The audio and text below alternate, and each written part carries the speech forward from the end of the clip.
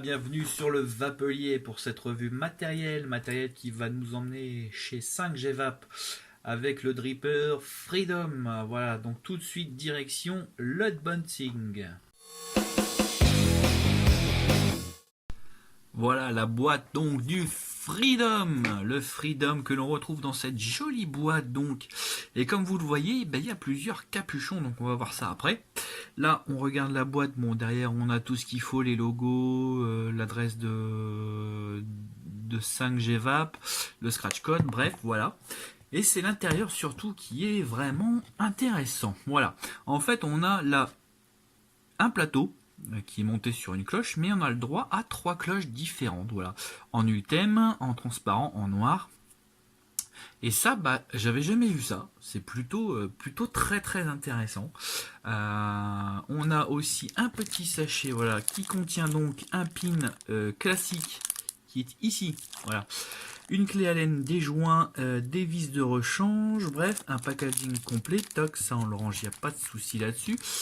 Et donc voilà, on a ce petit donc Freedom, hein, parce que c'est un petit dripper, voilà.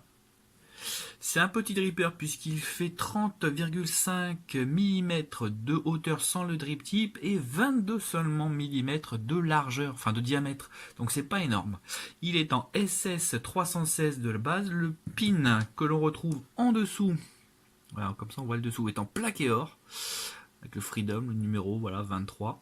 On a une bague, ce qu'ils appellent un O-ring. Alors ça permet d'avoir des montages un peu plus flush si vous avez des grosses box ou des gros tubes. Voilà. Ça, je trouve ça pas mal. Puis ça protège aussi des éventuelles coulées de liquide. Très franchement, je doute que ça arrive, mais c'est une bonne idée. Ça fait un petit style joli. Chaque capot, chaque top cap en est équipé, voilà, selon sa couleur. Donc comme vous avez vu, il y a 3 couleurs différentes. Il pèse 40 grammes. C'est pas énorme. Pas vraiment du tout énorme même, et il est au prix de 30 € environ. Voilà, donc on a une connexion, un drip tip 510, hein, normal.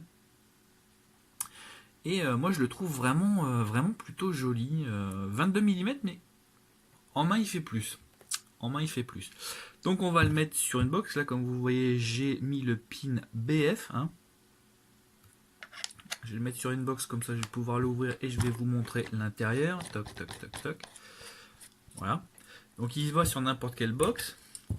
Donc voilà la cloche, hein. Là on a ici, c'est l'arrivée d'air, hein. Le point ici c'est l'arrivée d'air. C'est une mono arrivée, il n'y a qu'un airflow. C'est original. On verra tout à l'heure ce que ça donne. Évidemment, puisque c'est un 22 mm, on n'a pas une grosse cloche, hein, puisqu'il fait que 30 en hauteur. Donc on a une cloche qui est vraiment faite pour concentrer le maximum de vapeur. Et donc évidemment, délivrer un maximum de saveur, ça va de pair généralement. Donc là, vous voyez, vous avez le seul airflow disponible. Si on fait le tour, voilà, on a vraiment que cet airflow qui fait le tour. Le design est assez simple, hein. Il n'y a pas de gravure, il n'y a pas d'inutilité, c'est vraiment épuré, mais j'apprécie ce petit design justement épuré. Alors le plateau maintenant, alors comme vous le voyez, c'est un monocoil, hein. Un monocoil avec les plateaux qui sont, voilà, vous voyez, un petit peu en biais, un petit peu beaucoup en biais même en fait. Donc voilà, pour mettre le coil, c'est pour ça que je l'ai mis avant, c'est pas forcément très évident. Donc voilà, j'ai préféré le mettre tout de suite et ça évite les petits problèmes, ça évite de perdre du temps. Il y a de la place, hein, ça il n'y a pas de souci là-dessus. Je sais pas si on le voit bien à l'écran, mais il y a une bonne cuve, ça c'est plutôt intéressant également. Et derrière, on a, en fait, ici, vous avez une place pour l'airflow qui doit en fait traverser vraiment tout le plateau et refroidir au maximum le coil. Là, pour info, donc je suis à 0,27 ohms. Donc voilà, j'ai pas mis trop haut, j'ai pas mis trop bas. Ce montage me va très bien. Donc on va le cotonner ensemble, voilà.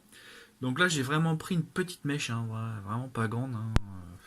À peine presque la moitié de mon doigt. Ça suffit amplement parce que c'est un 22 mm, tout simplement. On n'a pas besoin de mettre des tonnes de coton, sinon c'est du gaspillage, c'est un peu dommage. Hop, il faut un petit peu plus l'oreiller. Voilà, tac tac. Voilà. Donc pour mettre le coton, c'est tout simple. Hein. Il n'y a pas de, il n'y a pas voilà, à réfléchir sur le comment, le pourquoi. Hop, on coupe de chaque côté. Pas besoin de laisser énormément de coton. Moi je laisse voilà, à peine 1 cm. Je coude comme d'habitude pour relever le coton et le déposer plus facilement dans la cuve. Donc ça c'est une cuve intéressante parce que comme elle est assez large, assez profonde, bah, vous pouvez juicer à fond. Et du coup, bah voilà, y a pas de, vous risquez pas d'avoir des drahites, ni de devoir se conquer toutes les 5 minutes. Donc là, vous allez avoir, tac, on voit le liquide arriver, il se dépose très très facilement partout. Voilà, il remplit bien la cuve. Je vais le pencher un peu vers moi pour voilà qu'il tombe bien au fond et qui mouille le coil. Voilà. Donc moi, la cuve, je l'ai vraiment trouvée très très agréable. Voilà ce que ça donne une fois que le coton est bien mouillé. On peut se conquer généreusement. Là, le jus n'arrive pas trop vite. Et comme je vous ai dit, la cuve a suffisamment de place pour, voilà, pour permettre de tout simplement d'accumuler du jus sans déborder. Ce qui est bien aussi, c'est que comme les airflow ouais, ils sont très en hauteur, et ben du coup on risque pas d'en mettre partout. Donc l'idée en fait c'est de mettre l'airflow derrière le coil en fait dans cette partie là, tout simplement parce que c'est son espace réservé. Hop, on clipse, tac, et voilà. Et maintenant, ben, on est paré, hein, tout simplement pour vaper. Vous pouvez le pencher dans tous les sens, franchement, pour vraiment faire fuir cet atomiseur, enfin ce dripper, faut vraiment y aller, le vouloir, parce que très honnêtement, il a une étanchéité à tous les coups. Voilà, donc un petit montage sympathique, hein, pas de problème là-dessus. C'est facile à cotonner. Ça y va niveau juice, on peut se conquer généreusement, il n'y a aucun problème. Bref, c'est du tout bon. Donc là, je vais le tester avec cette cloche en acier. Et après, je le testerai avec le top cap en ultime pour voir la différence. Et voir s'il y a une différence déjà.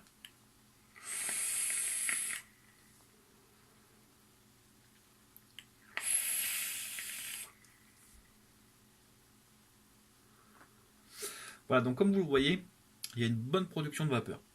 Normal, je suis à 0,27 ohms, je suis à 53 watts, donc forcément ça produit de la vapeur, on est d'accord. Mais ça marche bien, ça marche du tonnerre. Il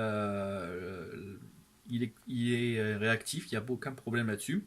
Il chauffe pas spécialement, mais étant donné qu'il y a un seul airflow et une petite cloche, on a quand même une certaine chauffe de la vape.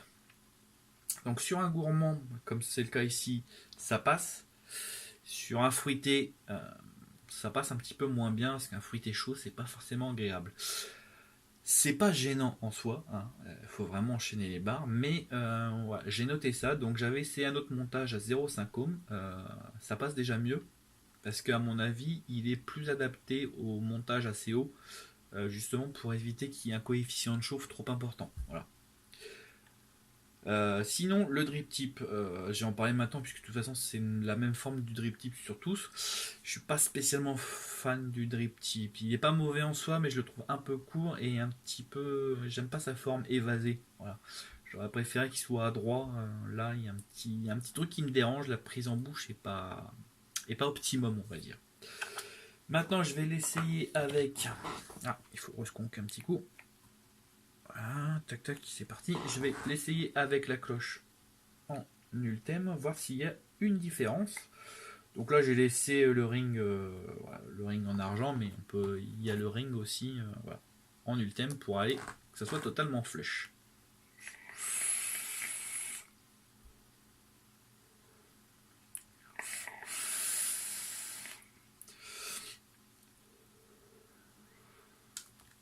Voilà. Alors, est-ce qu'il y a une différence? Je dirais oui, il y a une petite différence. Avec l'ultime, ça chauffe moins.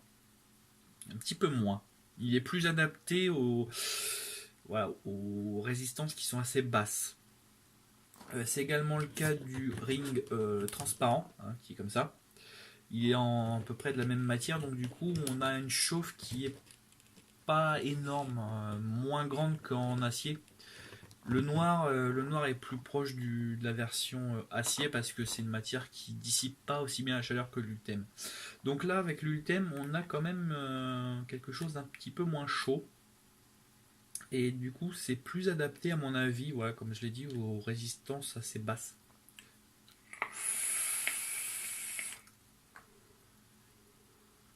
On sent nettement la différence. Donc voilà, ça j'apprécie. Je voulais tester différents caps, au moins deux différents, justement pour montrer que bah, en fait le Freedom s'adapte un petit peu à votre vape. Si vous voulez vaper quelque chose entre 0,5 et 2 ohms, on va dire, hein, pour les plus fous, bah, vous optez pour le caps métallique. Si vous vapez en dessous de 0,5 ohms, vous devez opter pour l'ultime. Et l'avantage, c'est que comme c'est fourni dans le même pack, ben, du coup, voilà, on peut aussi naviguer entre les différents caps. Je trouve que c'est sympathique. Et du coup, bah, ça en fait un très très bon dripper qui mérite sa note de 4,6 sur le Vapelier.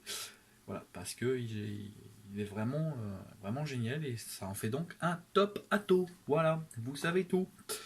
Et sur ces bons mots, je vais vous dire au revoir et à bientôt pour de nouvelles aventures.